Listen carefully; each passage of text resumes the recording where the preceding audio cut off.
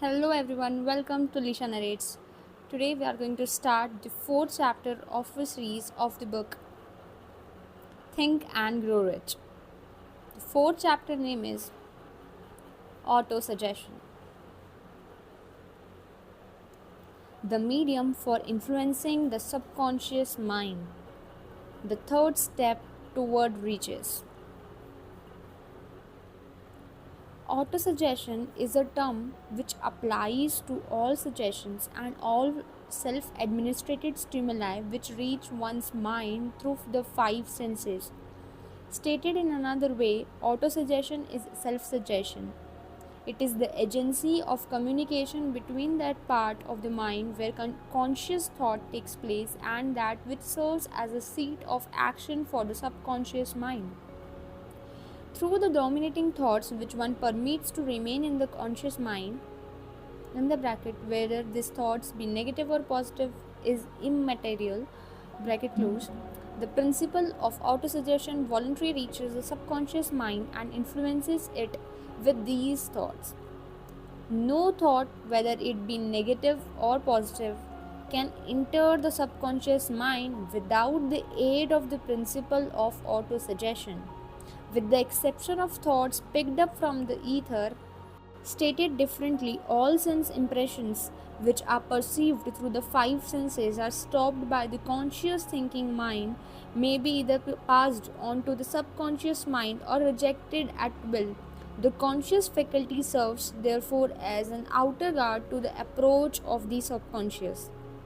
Nature has so built man that he has absolute control over the material which reaches his subconscious mind through his five senses, although this is not meant to be construed as a statement that man always exercises this control. In the great majority of instances, he does not exercise it, which explain why so many people go through life in poverty. Recall what has been said about the subconscious mind resembling a fertile garden spot in which weeds will grow in abundance if the seeds of more desirable crops are not sown therein. Autosuggestion is the agency of control through which an individual may voluntarily feed his subconscious mind on thoughts of a creative nature or by neglect permit thoughts of a destructive nature to find their way into this rich garden of the mind. You are instructed in the last of the six steps described in the chapter on desire to read aloud twice daily the written statement of your desire for money and to see and feel yourself already in possession of the money. By following these instructions, you communicate the object of your desire directly to your subconscious mind in a spirit of absolute faith. Through repetition of this procedure, you voluntarily create thought habits which are favorable to your efforts to transmute desire into its monetary equivalent. Go back to these six steps described in chapter 2 and read them again very carefully before you proceed further. Then, when you come to it, read very carefully the four instructions for the organization of your mastermind group described in the chapter on organized planning. By comparing these two sets of instructions with that which has been stated on autosuggestion, you, of course, will see that the instructions involve the application of the principle of autosuggestion. Remember, therefore, when reading aloud the statement of your desire, in the bracket, through which you are endeavoring to develop a money consciousness, bracket close, that the mere reading of the words is of no consequence unless you mix emotion or feeling with your words. If you repeat a million times the famous Emile Coe formula, day by day, in every way, I am getting better and better, without mixing emotion and faith with your words, you will experience no desirable results. Your subconscious mind recognizes and acts upon only thoughts which have been well mixed with emotion or feeling. This is a fact of such importance as to warrant repetition in practically every chapter, because the lack of understanding of this is the main reason the majority of people who try to apply the principle of autosuggestion get no desirable results. Plain, unemotional words do not influence the subconscious mind. You will get no appreciable results until you learn to reach your subconscious mind with the thoughts or spoken words which have been well emotionalized with belief. Do not become discouraged if you cannot control and direct your emotions the first time you try to do so. Remember, there is no such possibility as something for nothing. Ability to reach and influence your subconscious mind has its price, and you must pay that price. You cannot cheat even if you desire to do so. The price of ability to influence your subconscious mind is everlasting persistence in applying the principles described here. You cannot develop the desired ability for a lower price. You and you alone must decide whether or not the reward for which you are striving, in the bracket, the money consciousness, is worth the price you must pay for it in effort. Wisdom and cleverness alone will not attract and retain money except in a few very rare instances where the law of averages favors the attraction of money through these sources. The method of attracting money described here does not depend upon the law of averages. Moreover, the method plays no favorites. It will work for one reason as effectively as it will for another. Where failure is experienced, it is individual, not the method which has failed. If you try and fail, make another effort and still another until you succeed. Your ability to use the principle of autosuggestion will depend very largely upon your capacity to concentrate upon a given desire until that desire becomes a burning obsession. When you begin to carry out the instructions in connection with the 6 steps described in the second chapter, it will be necessary for you to make use of the principle of concentration. Let us here offer suggestions for the effective use of concentration. When you begin to carry out the first of the 6 steps, which instructs you to fix in your own mind the exact amount of money you desire, hold your thoughts on that amount of money by concentration or fixing of attention with your eyes closed until you can actually see the physical appearance of the money. Do this at least once each day. As you go through this exercise, follow the instructions given in the chapter on faith and see yourself actually in possession of the money. Here is a most significant fact. The subconscious mind takes any orders given it in a spirit of absolute faith and acts upon those orders. Although the orders often have to be presented over and over again through repetition before they are interpreted by the subconscious mind. Following the preceding statement, consider the possibility of playing a perfectly legitimate trick on your subconscious mind by making it believe, because you believe it, that you must have the amount of money you are visualizing, that this money is already awaiting your claim, that the subconscious mind must hand over to you practical plans for acquiring the money which is yours. Hand over the thoughts suggested in the preceding paragraph to your imagination and see what your imagination can or will do to create practical plans for the accumulation of money through transmutation of your desire. Do not wait for a definite plan through which you intend to exchange services or merchandise in return for the money you are visualizing, but begin at once to see yourself in possession of the money, demanding and expanding meanwhile that your subconscious mind will hand over the plan or plans you need.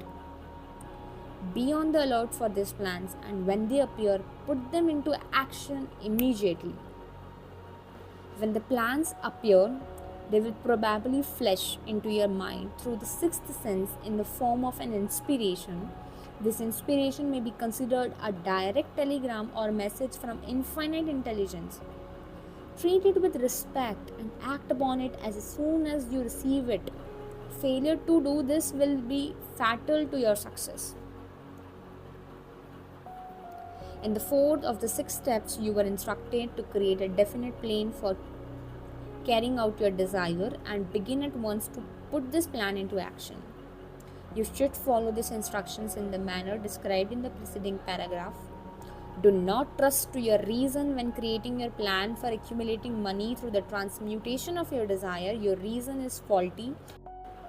Moreover, your reasoning faculty may be lazy, and if you depend entirely upon it to serve you, it may disappoint you. When visualizing the money you intend to accumulate with eyes closed, see yourself rendering the service or delivering the merchandise you intend to give in return for this money. This is important. Summary of instructions. The fact that you are reading this book is an indication that you earnestly seek knowledge. It is also an indication that you are a student of this subject. If you are only a student, there is a chance that you may learn much that you did not know, but you will learn only by assuming an attitude of humility. If you choose to follow some of the instructions but neglect or refuse to follow others, you will fail. To get satisfactory result, you must follow all instructions in a spirit of faith. The instructions given in connections with the 6 steps in the second chapter will now be summarized and blended with the principles covered by this chapter as follows. First, go into some quiet spot, preferably in bed at night, where you will not be disturbed or interpreted. Close your eyes and repeat aloud, so you may hear your own words. The written statement of the amount of money you intend to accumulate, the time limit for its accumulation, and a description of the service or merchandise you intend to give in return for the money. As you carry out these instructions, see yourself already in possession of the money. For example, suppose that you intend to accumulate $50,000 by the 1st of January. 5 years hence that you intend to give personal services in return for the money. In the capacity of salesman, your return statement of your choice should be similar to the following. By the first day of January 19, I will have in my possession $50,000 which will come to me in various amounts from time to time during the interim. In return for this money, I will give the most efficient service for which I am capable, rendering the fullest possible quantity and the best possible quality of service in the capacity of salesman of, in the bracket, describe the service or merchandise you intend to sell, bracket close. I believe that I will have this money in my possession. My faith is so strong that I can now see this money before my eyes. I can touch it with my hands. It is now awaiting transfer to me at the time. And in the proportion that I deliver the service I intend to render in return for it, I am awaiting a plan by which to accumulate this money, and I will follow that plan when it is received. Second, repeat this program night and morning until you can see in your imagination the money you intend to accumulate. Third, place a written copy of your statement where you can see it night and morning and read it just before retiring and upon arising until it has been memorized. Remember, as you carry out these instructions, that you are applying the principle of auto-suggestion for the purpose of giving orders to your subconscious mind. Remember also that your subconscious mind will act only upon instructions which are emotionalized and handed over to it with feeling. Faith is the strongest and most productive of the emotions. Follow the instructions given in the chapter on faith. These instructions may at first seem abstract. Do not let this disturb you. Follow the instructions no matter how abstract or impractical they may at first appear to be. The time will soon come, if you do as you have been instructed in spirit as well as in act, when a whole new universe of power will unfold to you. Skepticism in connection with all new ideas is characteristic of all human beings.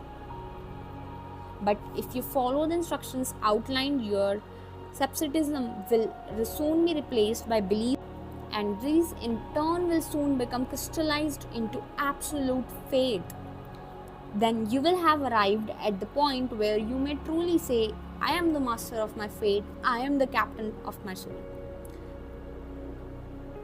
Many philosophers have made the statement that man is the master of his own earthly destiny, but most of them have failed to say why he is the master. The reason that man may be the master of his own earthly status and especially his financial status is thoroughly explained in this chapter.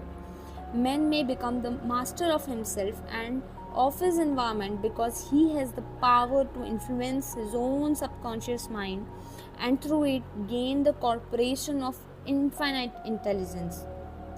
You are now reading the chapter which represents the keystones to the arch of this philosophy.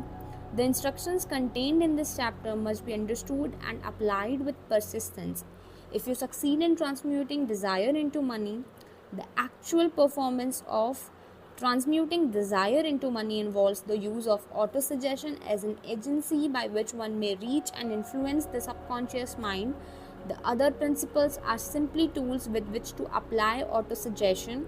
Keep this thought in mind. You will at all times be conscious of the important part. The principle of autosuggestion is to play in your efforts to accumulate money through the methods described in this book. Carry out these instructions as though you were a small child. Inject your efforts something of the faith of a child. The author has been most careful to see that no impractical instructions were included because of his sincere desire to be helpful. After you have read the entire book, come back to this chapter and follow in spirit and in action this instruction. Read the entire chapter aloud once every night until you become thoroughly convinced that the principle of autosuggestion is sound, that it will accomplish for you all that has been claimed for it. As you read, underscore with a pencil every sentence which impresses you favorably. Follow the foregoing instructions to the letter and it will open the way for a complete understanding and mastery of the principle of success. So, this is it for this chapter. Thank you so much.